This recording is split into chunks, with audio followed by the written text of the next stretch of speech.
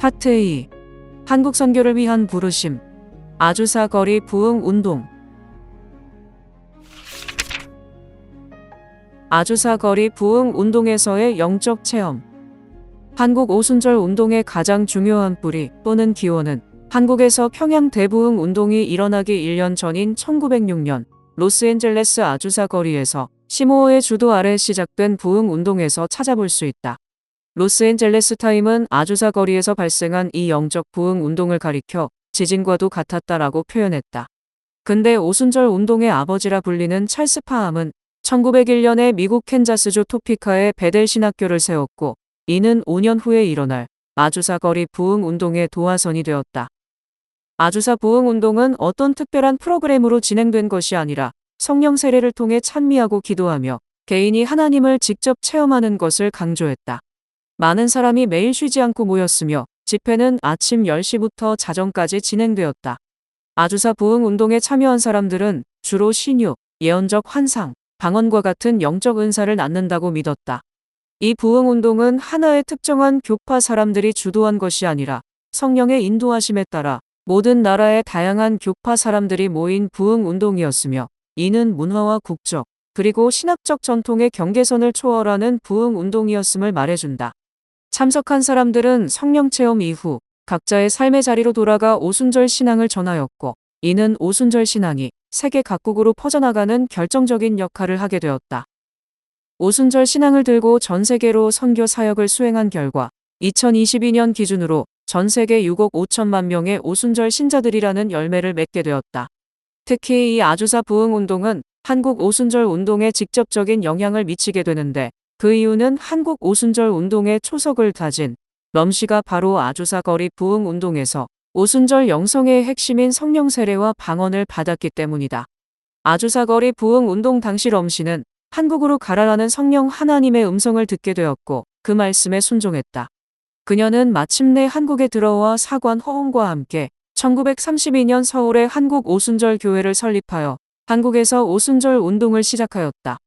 이들은 아주사 거리 부흥 운동의 신앙 고백을 신조와 교리로 삼아 방언을 통한 신유와 성령 세례 사역을 펼치며 한국의 오순절 운동의 초석을 다졌다. 찰스 파함의 오순절 운동. 앞서 말했듯이 럼시의 오순절 영성은 아주사 거리 부흥 운동에서의 하나님의 임재 체험을 통해서 형성되었는데 그 중심에는 그 부흥 운동을 주도하였던 시모어의 신학이 있다. 그것은 성령 세례를 통한 하나님과의 직접적인 개인적 체험과 관련이 있다. 시모어의 이런 이해는 파함에 의해서 깊어지게 된 것이다. 파함은 아이오와에서 태어나 캔자스에서 성장했다. 파함은 1902년 1월에 그의 첫 번째 책을 출판하고 이 책을 통해서 그는 성령 세례가 그리스도인의 삶의 새로운 시대를 열어줄 것이라고 주장했다. 또한 파함은 1900년 10월 중순 캔자스주 토피카의 베델 성경대학을 설립하여 오순절 신학 형성의 토대를 마련하였다. 1901년 1월 초에 베델 성경대학에서 일어난 일련의 사건은 현대 오순절주의의 시작에 결정적인 사건이 되었다. 일부 오순절학자들은 이 사건을 하나님께서 오순절에 역사하셨던 것처럼 오늘날에도 하나님께서 늦은 비를 부어주셔서 그리스도의 재림을 위해 세상을 준비하신다고 가르치는 늦은 비 운동의 시초로 이해하기도 한다. 전통적인 성경 주석의 권위에 뿌리를 둔 파함의 성경 해석 방법은 19세기 말과 20세기 초의 이데올로기적, 사회적 힘의 산물로 간주될 수 있는데 이러한 성경 해석학적 혁신을 진정한 성경 교리의 회복이라고 생각한 파함은 사회적 흐름에 따라 변화하는 사람들의 요구에 맞는 메시지를 전달했다. 파함은 방언과 성령 세례의 관계를 성경에 나타난 대로 이해하려고 시도하였다. 성경 본문에 대한 그의 해석학적 이해는 성령 세례를 통한 하나님의 현존과의 직접적인 개인적 체험을 강조한 아주사 거리 부흥 운동을 시작한 설교자 시모어의 신학에 영향을 미치게 되었다. 또한 파함은 오순절주의 해석학의 한 측면을 발전시켜 오순절주의 계승자들이 기독교의 핵심 교리를 재검토할 수 있는 길을 열었다. 그는 사람들이 세상에서 하나님의 신비한 방식을 이해할 수 있도록 돕고 싶어 했다. 칭의의 증거를 성령 세례로 강조한 파함은 살아있는 진리에 관심을 가졌다. 이는 그가 성경적 교리에서 기독교적 경험으로의 전환을 강조하면서 기독교적 경험이 성령 세례의 증거로 주어진 유일한 성경적 표적이라고 주장하기까지 이르렀다. 파암은 살아있는 진리에 관한 관심으로 자신의 오순절 신학의 개념을 정립하게 되었다. 그는 오순절 신학을 새롭게 정의하게 되는데 그것은 세 가지 주요 교리를 포함하고 있다. 알려지지 않은 특정 언어를 말하는 능력은 성령 세례의 성경적 증거가 되고, 오순절 권능을 받은 사람들은 종말의 시대에 중추적인 역할을 맡게 될 그리스도인의 인침을 받은 신부이며, 이런 알려지지 않은 특정 언어를 말하는 것은 종말의 시대의 극적인 부흥을 위한 선교 활동을 강화한다는 목표를 가지고 있다. 다시 말하자면 마지막 시대의 성령 세례로 오순절 권능을 받은 사람들이 다른 언어를 말하는 능력으로 세계 선교 활동의 중심을 이룬다는 것이다. 이러한 그의 신학적 개념은 경험주의 사역에 대한 집중으로 이어지게 되고, 이는 자연스럽게 그가 성경에 접근할 때 문자 그대로 읽는 방법을 취하는데 결정적인 역할을 하게 되었다. 그는 성경을 문자 그대로 읽는 것을 강조했으며, 그의 신학적 개념 대부분은 성경 본문에 대한 문자적 해석을 적용하는 것과 관련이 있다. 파암은 20세기의 기독교 경험이 성경과 정확히 일치해야 한다는 이해를 기반으로 하는 본문에 대한 문자적 접근을 강조했다.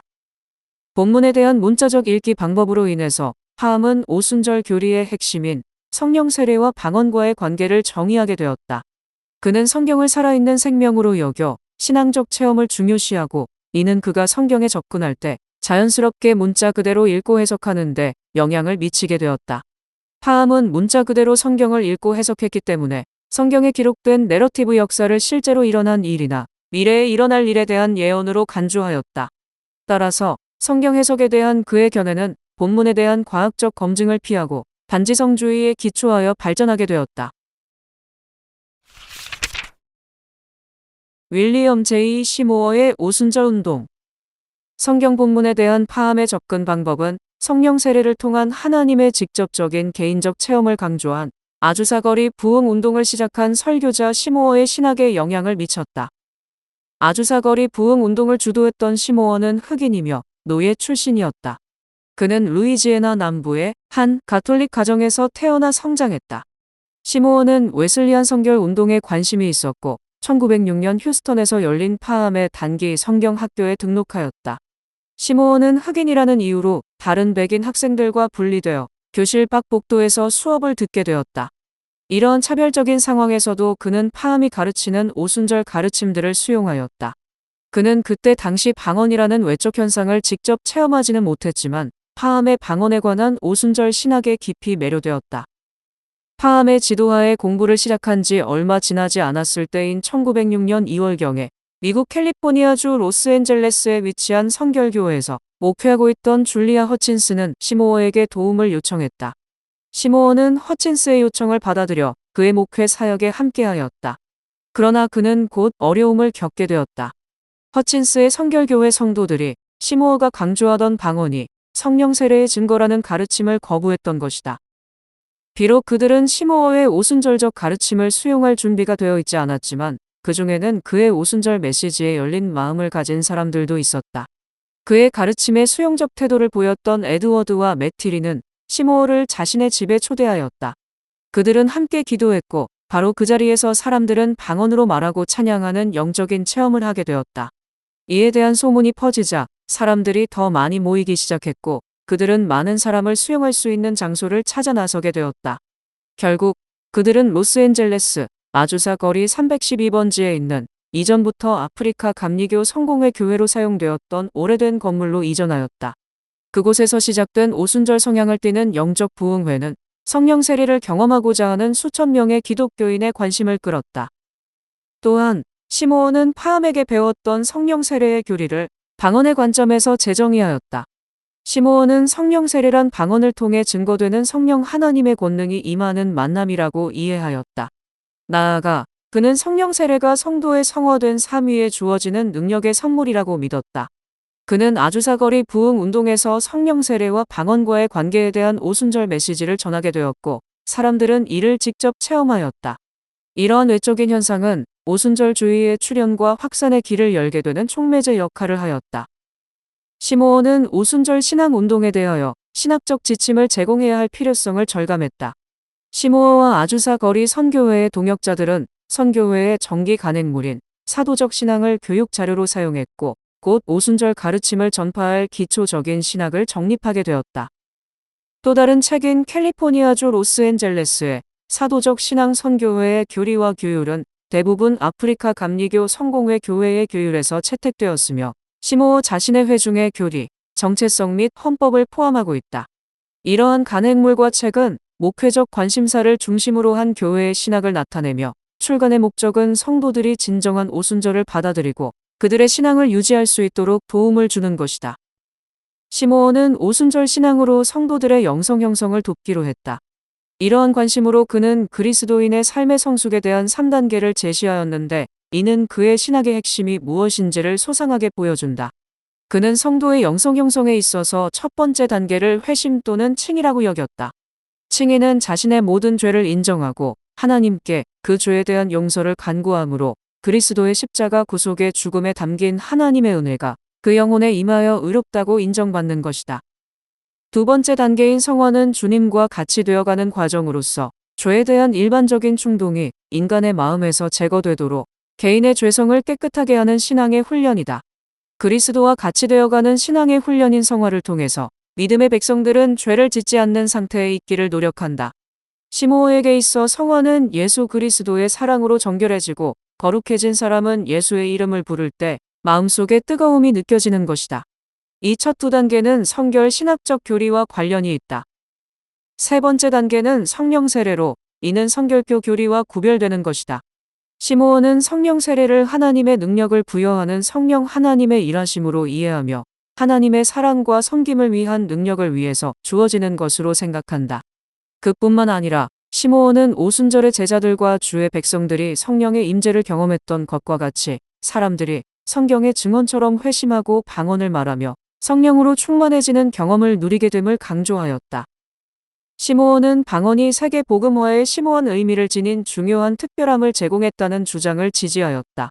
그는 성령 세례가 성도들에게 하나님의 권능과 능력을 가져다 주어 세계의 모든 언어로 말할 수 있도록 도와준다는 믿음을 가지고 있었다.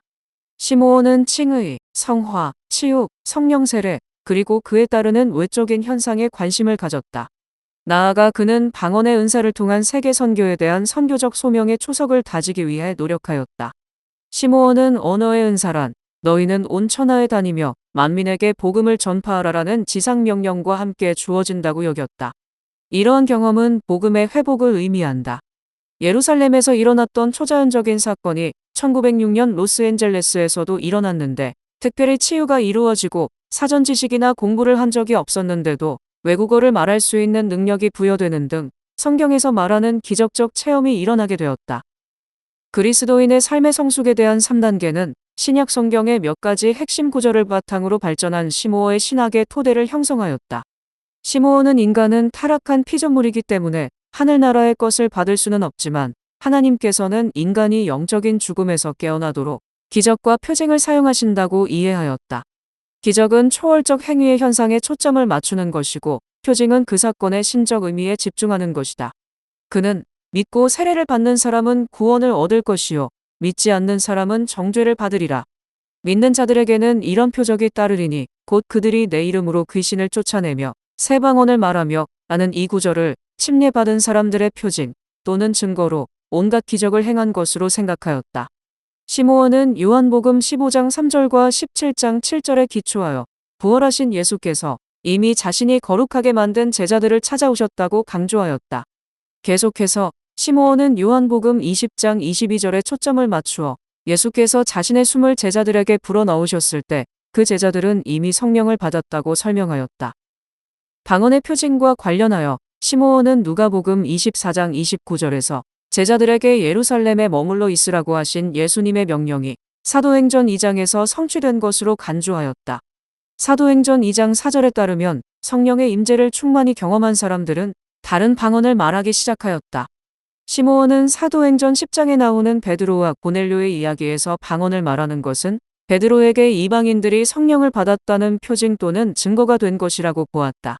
베드로가 설교한 이후 오순절 표적들이 뒤따라 일어나게 되는데 시모어는 사도행전 19장 1절에서 6절까지 그와 같이 패턴이 반복된다고 주장하였다. 바울이 그들에게 안수하매 성령이 그들에게 임하심으로 방언도 하고 예언도 하니 시므온은 인간은 하나님의 말씀에 비추어 볼 때 어리석은 존재이고 그렇기에 성령 하나님의 기름 부으심이 필요하다고 강조하였다. 시므온은 파함이 주장한 것처럼 방언을 말하는 것이 성령 세례의 성경적 증거이고 그리스도인의 삶에서 세 번째 단계를 성취하는 표징임을 강조하였다. 이를 통해 시므온은 성령 세례, 칭해, 성화, 신적인 치유, 그리고 방언의 은사를 통한 세계 선교에 관심을 두고 있었음을 알 수 있다. 파함과 마찬가지로 시므온 역시 성경의 역사성을 신뢰함으로써 성경 이야기의 재체험을 강조하였다. 즉, 시므온에게 성경은 지금도 살아서 역사하며 체험 가능한 살아있는 말씀이다. 아주사거리 부흥운동에서의 메리 럼씨의 영적 체험. 럼씨의 선교 사역을 살펴보면 그녀의 사역에 성령님이 함께 하신다는 강한 확신이 엿보인다. 그녀는 개인적으로 묵상하고 기도하는 정적인 방법보다는 통성으로 성령의 임재를 간절히 구하는 동적인 성향의 오순절 신앙을 토대로 선교 사역을 수행하였다. 예를 들면 성령 체험을 통한 방언과 신유의 신앙을 그대로 선교 현장에 적용한 것이다. 이런 점에서 럼씨는 파함으로부터 내려오는 고전적 오순절 신앙으로 선교 사역을 수행하였다고 볼 수 있다. 아주사거리 부흥 운동에 참석한 많은 사람들은 신유, 예언적 환상, 성령 세례, 그리고 방언을 통해서 하나님의 기적적인 은혜를 체험하였다. 럼씨도 아주사거리 부흥 운동에서 오순절적 영성의 핵심이라고 할 수 있는 성령 세례를 통한 방언을 체험하게 되었다. 이것은 이미 위에서 언급되었듯이 파함의 영향을 받은 시므온의 신학적인 특징으로 이해할 수 있다. 파함의 영향을 받은 시므온에게 있어서 방언은 넓은 의미로 세계 선교를 위한 하나님의 부르심의 표징이었다. 럼씨도 아주사거리 부흥 운동에서 성령 세례와 방언을 체험한 후 선교사로서 자신의 삶을 헌신하기로 했다. 럼씨를 통해 아주사거리 부흥 운동의 핵심이라 할 수 있는 신유와 성령 세례를 통한 방언이라는 신적인 권능이 한국에 전해지게 되었다. 그녀는 방언, 신유, 신적인 권능은 성령 세례를 받아야 가능하다는 고전적 오순절 신앙을 가지고 선교 사역을 시작하였다. 럼씨는 한국에서 선교 사역을 시작하기 전에 일본에서 먼저 활동하였다. 그녀는 미국 하나님의 성회가 파송한 주일 선교사인 디트리지와 함께 일본에서 오순절 신앙을 전하였다. 그 후 존 밀러는 럼씨와 디트리지가 오순절 사역에서 여성 협동 사역의 전형적인 진수를 보여주었다고 말했다. 일본에서 한국으로 건너온 럼씨는 고전적 오순절 신앙을 전파하기 시작했다. 일례로 럼씨가 한국에서 선교 사역을 했을 당시 열이 40도를 넘어 사경을 헤매고 있던 환자의 머리에 안수하자 열이 내리는 신유의 기적을 체험하였다.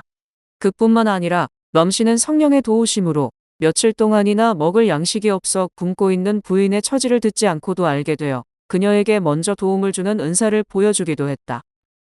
아주사거리 부흥 운동의 은사적 현상들, 말하자면 신유, 예언적 환상, 성령 세례, 그리고 방언 등과 같은 것들이 럼씨를 통해서 일본과 한국에 전해져 수많은 영혼이 하나님의 기적적인 은혜를 체험하게 되었다. 이러한 외적인 현상들이 한국에 뿌리내릴 수 있었던 이유는 그 당시 시대적 토양이 오순절 신앙을 품기에 적절했기 때문이다. 오순절 신앙은 시기적으로도 적절한 하나님의 선물과도 같은 축복이었다. 그로 인하여 많은 영혼이 회복되고 외적인, 내적인 치유함을 얻어 영혼의 참된 회복을 경험하게 되었다.